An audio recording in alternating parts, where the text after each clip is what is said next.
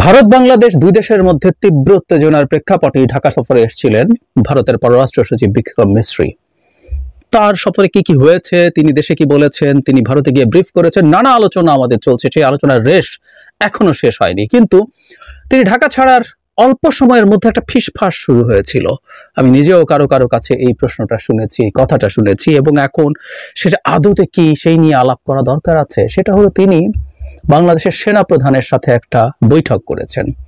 ভারতের পররাষ্ট্র সচিব আমাদের সেনা প্রধানের সাথে বৈঠক করতেও পারেন, এটা তার প্রোটোকল বা যার সাথে বৈঠক হওয়ার কথা সেখানে যায় না। কিন্তু সবচেয়ে বড় প্রশ্ন তৈরি হয়েছে এই কারণে যে তিনি গোপনে বৈঠকটা লুকিয়েছেন, দুই পক্ষই লুকিয়েছেন, এবং সেটা গোপনে হয়েছে। যেহেতু গোপনে একটা বৈঠক হচ্ছে, সেটা নিয়ে কৌতূহল আছে, প্রশ্ন আছে, এবং জরুরি কথা আশঙ্কা আছে। তারও আগে সবচেয়ে গুরুত্বপূর্ণ কথাটা হচ্ছে এইরকম কিছু কি হয়েছে, এটা কতটা নিশ্চিত, বা এটাকে আমরা কিভাবে দেখব। এই আলাপটাকে কিছুটা হলেও গ্রাউন্ড দিয়েছে জনতার চোখ ম্যাগাজিনটা। এটা আমরা জানি মানব জমিন পত্রিকার একটা সহযোগী পত্রিকা। সেই জনতার চোখে যা লিখেছে আগে পড়ি, তারপর সেটা নিয়ে কিছু কথা বলতে চাই। সেগুনবাগিচায় কয়েক মিনিটের সংক্ষিপ্ত ব্রিফিং কালে সংখ্যালঘু নির্যাতন বন্ধের অনুরোধ রেখে গেলেন ভারতীয় সচিব। ব্রিফিং শেষে চটজলদি বেরিয়ে গেলেন, তখনও প্রধান উপদেষ্টার সঙ্গে বৈঠক বাকি। 4:05 মিনিটে যমুনায় ঢুকলেন। ডক্টর ইউনূসের সঙ্গে সৌজন্য সাক্ষাৎকে ব্যাপক মিডিয়া কভারেজ পেল দুপারে। কিন্তু এটা খুব রহস্য যে সন্ধ্যার আগে সরকারি সব কর্মসূচি শেষ করা দিল্লির বিদেশ সচিব বিক্রম মিশ্রি পরবর্তী ঘন্টা কোথায় কি বৈঠক করলেন। বিশেষ করে সন্ধ্যা 7:30 থেকে 8:35 পর্যন্ত এই 1 ঘন্টা কোথায় ছিলেন তিনি, কার সঙ্গে দেখা করলেন তিনি ও তার দুই সফর সঙ্গী। ওয়াকিবহাল সূত্র বলছে 3 সদস্যের একটি প্রতিনিধি দল নিয়ে বিক্রম মিশ্রি একটি রুদ্ধদ্বার বৈঠকে বসেছিলেন ঢাকা সেনানিবাসে। সেনাবাহিনী প্রধান জেনারেল ওয়াকুরুজ্জামানের সঙ্গে সৌজন্য সাক্ষাৎকাম বৈঠকটি হয় তার। সেই বৈঠকে কি আলোচনা হয়েছে তা নিয়ে জানা ও বোঝার চেষ্টার কোনো কমতি ছিল না। এ বিষয়ে পররাষ্ট্র মন্ত্রণালয় এবং ভারতীয় হাইকমিশনে যোগাযোগ করা হয়, কিন্তু আনুষ্ঠানিক কোনো বক্তব্য পাওয়া যায়নি। তবে প্রতিরক্ষা সংক্রান্ত একাধিক দায়িত্বশীল সূত্র এটা নিশ্চিত করেছে যে সেনানিবাসস্থ বাসভবনে সফররত ভারতীয় পররাষ্ট্র সচিবের নেতৃত্বে 3 সদস্যের প্রতিনিধি দল সেনা প্রধানের সঙ্গে সৌজন্য সাক্ষাৎ করেছেন। সেই সাক্ষাৎ বিষয়ে পররাষ্ট্র মন্ত্রণালয় তথা বাংলাদেশের অন্তর্বর্তীকালীন সরকারের দায়িত্বশীলরা পরবর্তীতে বিস্তারিত অবহিত হয়েছেন। আমরা এই জায়গাটা একটু খেয়াল করি। তার মানে আমাদের সরকার পরবর্তীতে ইনফর্মড হয়েছে, এরকম একটা কথা বলছে। যেটুকু জানা গেছে, সম্পর্কের মেঘ দূর করার বিষয়ে ঘণ্টাব্যাপী ওই বৈঠকে তাৎপর্যপূর্ণ অগ্রগতি হয়েছে। বিশেষত দূরে থেকে বিদেশ সচিব বা দিল্লি যা ভেবেছিল বাংলাদেশ সফর করে একটি ইতিবাচক ধারণা নিয়েই ফিরেছেন বিদেশ সচিব। তাহলে কথাগুলো এইরকম যে সেনাপ্রধানের সাথে তার বাসভবনে, এই রিপোর্ট যা বলছে, তার বাসভবনে ভারতের পররাষ্ট্র সচিবের একটা বৈঠক হয়েছে, সেটা 1 ঘন্টা ব্যাপী হয়েছে, এবং তার সফর সঙ্গীরাও তার সাথে ছিলেন, এবং পরবর্তীতে আমাদের সরকার এটা জেনেছেন। সরকার পরবর্তীতে জেনে থাকা বা সরকার আগেও জেনে থাকা সম্ভব, কারণ সরকারের প্রচুর গোয়েন্দা অ্যাপারেটাস আছে, বিভিন্ন রকম গোয়েন্দা অ্যাপারেটাস দিয়ে সরকারের কাছে এই তথ্য চলে যাওয়ার সম্ভাবনা যথেষ্টই থাকে। সুতরাং প্রশ্ন অনেকগুলো, তারা কি আসলে লুকিয়ে এটা করতে চেয়েছিলেন? তাতে প্রশ্ন আসে, এটা কি লুকিয়ে করা সম্ভব বলে আমাদের সেনাপ্রধানও এমনকি মনে করেছেন? তাহলে আরো প্রশ্ন আছে, আমাদের গোয়েন্দা সংস্থাগুলোর কি যথেষ্ট বা এতটাই ইনএফিশিয়েন্ট যে এই মারাত্মক রকম গুরুত্বপূর্ণ বৈঠকটা সম্পর্কে তারা কিছু জানবে না, তাদের চোখে ধুলো দিয়ে এই বৈঠকটা হতে পারবে? এটা ভারতীয় পক্ষ এবং বাংলাদেশ পক্ষ দুপক্ষই তাই মনে করেছে। আর যদি এটা ধুলো দেওয়া সম্ভব হবে না মনেই করে, তাহলে এই বৈঠকটা তো ফর্মালি বা ইনফর্মালি হলেও সরকারকে জানিয়ে করা দরকার ছিল। আর ইনফর্মাল বৈঠক হওয়ার আসলে কোনো কথাই না। বা বাংলাদেশের সেনাপ্রধান ভারতের পররাষ্ট্র সচিবের সাথে বৈঠকে বসবেন, এটা কেন হবে?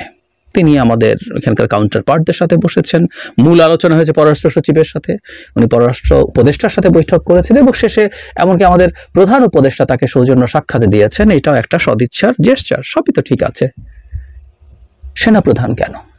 এবং এই কথাটা করা হয়েছে। আমি আবারও বলছি, এটা মানব জমিনে এই যে সহযোগী পত্রিকা জনতার চোখ ম্যাগাজিনে না আসলে এটা নিয়ে আলোচনাই করতাম। এই আলোচনাটা আমি ব্যক্তিগতভাবে অনেক জায়গায় ফিসফাস শুনেছি, আমাকে কেউ কেউ বলার চেষ্টা করেছেন, এবং আমি বহু সময় একটা কথা বলি যে আমি নানা জায়গা থেকে যা শুনি সবগুলোকে আসলে গুরুত্ব দিয়ে আলাপ করতে চাই না। যখন অন্তত কোনো দায়িত্বশীল মিডিয়াতে এই নিউজটা আসে, এখানেও ইনফ্যাক্ট রিপোর্টটা নিশ্চিতভাবে এভাবে করা হয়নি যে এটা হয়েছেই, এটা ঘটেছেই, কিন্তু এখানে আসা মানে আমার মনে হয় এটা মানে আমাদের জনপরিসরে কিছু আলাপ হওয়া দরকার। তাহলে যে প্রশ্নগুলো তোলার কথা সেটা হলো, যদি হয়ে থাকে, ভালো বলছি, যদি হয়ে থাকে তাহলে কি প্রেক্ষাপটে কিভাবে হয়েছে, যেখানে ধারণা করা হলো যে এই তথ্যটা যাবে না। আমাদের বহুবার আমরা গোয়েন্দা ব্যর্থতার আলাপ আমরা করেছি বাংলাদেশে বসে বসে, কারণ শেখ হাসিনা পালিয়ে যাওয়ার পর যখন নানা জায়গায় নানা সংকট তৈরি হচ্ছে, গার্মেন্টে বিভিন্ন সময় বিভিন্ন শ্রমিকরা, আনসাররা, কোথাও আমাদের গোয়েন্দা তথ্য আগাম পাওয়া যায়নি। হিন্দু সম্প্রদায়ের মানুষ যা যা করছেন, এমনকি চট্টগ্রামের আদালতে যা ঘটিয়েছেন, কোথাও কি আমরা আসলে কোনো ভালো গোয়েন্দা তথ্য পেয়েছি? উত্তর হলো পাইনি। তাই যদি হয়ে থাকে, আরেকটা ব্যর্থতা এখানে যুক্ত হলো। আর এটা যদি হয় তাহলে অনিবার্যভাবেই আমাদের সেনাপ্রধানের রাষ্ট্রের প্রতি, সরকারের প্রতি আনুগত্য নিয়েও কেউ কেউ প্রশ্ন তুলতে পারেন। এই প্রশ্ন অস্বাভাবিক না।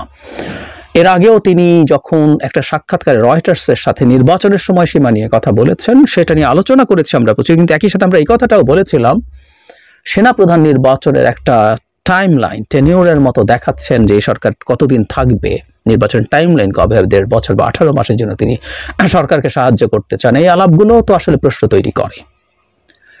তাহলে কি এই সরকারের সাথে প্যারালাল কোনো ক্ষমতা তিনি উপভোগ করছেন বা প্রভাব রাখছেন? আমরা এটা দেখতে চাইনি। আমরা প্রথম থেকে একটা কথা বলেছি এবং এটাকে আমরা বিশ্বাসও করি এখনো, সেটা হচ্ছে এটা 11 সরকারের মতো না। 11 সরকার আসলে কার্যত সামরিক সরকার ছিল, যার একটা সিভিলিয়ান ফেস ছিল মাত্র। এই সরকার তা না, এবং এখন পর্যন্ত আসলেই তা না। সামরিক বাহিনী সাহায্য করছে, কিন্তু ভারতে মারাত্মক প্রোপাগান্ডা হচ্ছে। এবং আমরা একটু মনে করব, আমাদের এই অভ্যুত্থান সফল হওয়ার কিছুদিনের মধ্যেই একজন ভারতীয়, যার পশ্চিমা ট্র্যাকশন আছে, ব্রাহ্মচেলানি, এটাকে কু বলেছেন। আমাদের নিশ্চয়ই মনে আছে। তার চাইতে জরুরি কথা, আমরা এগুলো নিয়ে আলোচনা করেছি, জেফ্রি স্যাকচার মতো মানুষ এটাকে একই রকম ভাবে চেহারা দেওয়ার চেষ্টা করেছেন যে এটা একটা সামরিক অভ্যুত্থান।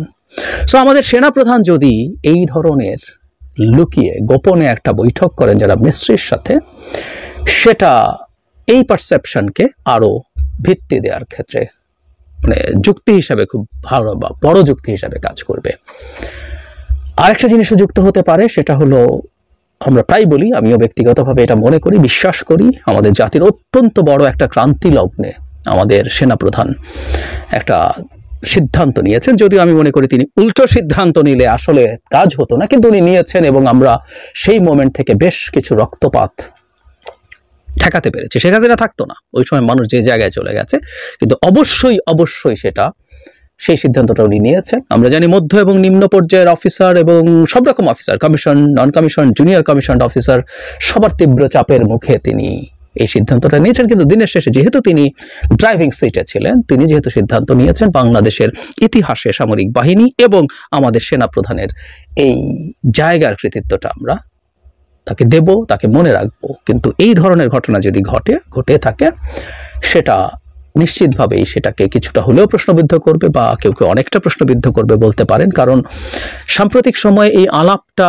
খুব সিরিয়াসলি করা হচ্ছে যে সরকারটা এখন অন্তর্বর্তীকালীন সরকার হিসাবে কাজ করছে। সেটা কেউ এভাবে, আমি এটা কোনোভাবেই বিশ্বাস করি না।